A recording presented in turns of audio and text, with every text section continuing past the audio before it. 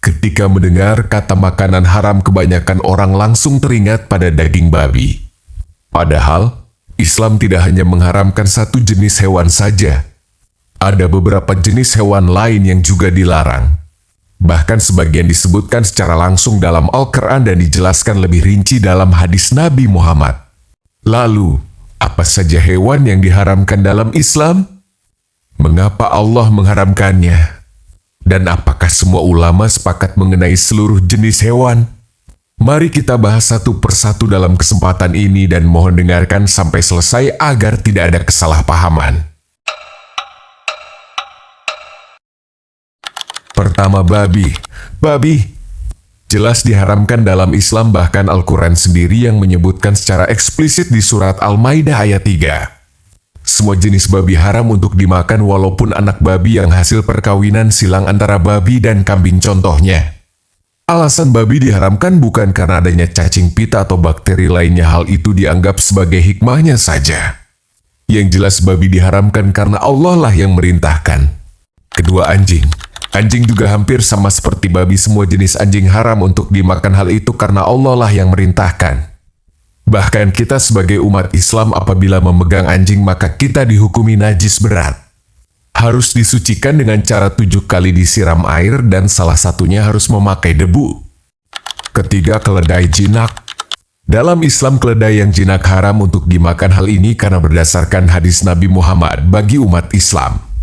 Hadis Nabi sudah jadi landasan hukum. Beliau bersabda yang diriwayatkan oleh Anas bin Malik.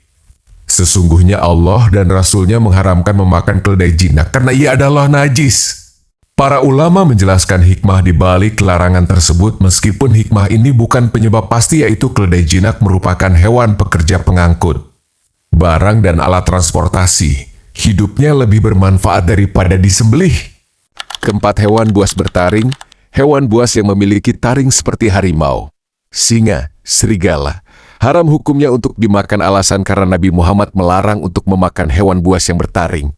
Beberapa ulama menjelaskan hikmahnya, karena hewan ini termasuk predator yang memangsa hewan lain. Ada juga yang mengatakan kalau hewan ini memakan bangkai dan darah sehingga tidak baik untuk dimakan. Akan tetapi alasan yang pasti bagi umat Islam untuk tidak memakannya karena Nabi kita telah melarangnya, hal itu cukup untuk dijadikan landasan untuk kita. Kelima, burung bercakar. Burung yang bercakar yang mana digunakan untuk berburu mangsa seperti elang, raja wali, dan lainnya. Hewan tersebut haram bagi umat muslim untuk memakannya. Hal ini sama berdasarkan hadis Nabi yang melarangnya untuk memakan burung bercakar. Perlu diingat tidak semua burung bercakar haram dimakan, ada juga yang halal. Yang dimaksud bercakar yaitu cakarnya yang digunakan untuk menerkam mangsanya seperti elang dan raja wali. Dari pembahasan tadi, kita mengetahui bahwa Islam melarang beberapa jenis hewan untuk dikonsumsi pada akhirnya. Alasan terbesar di balik semua larangan ini adalah ketaatan kepada Allah dan Rasul-Nya. Seorang muslim yakini bahwa setiap hukum yang Allah tetapkan pasti mengandung hikmah. Meskipun tidak semuanya dapat dipahami oleh akal manusia. Kalau video ini bermanfaat, jangan lupa bagikan kepada keluarga dan teman agar semakin banyak yang memahami makanan halal dan haram dalam Islam. Semoga Allah memberikan kita rezeki yang halal, baik, dan penuh keberkahan. Amin.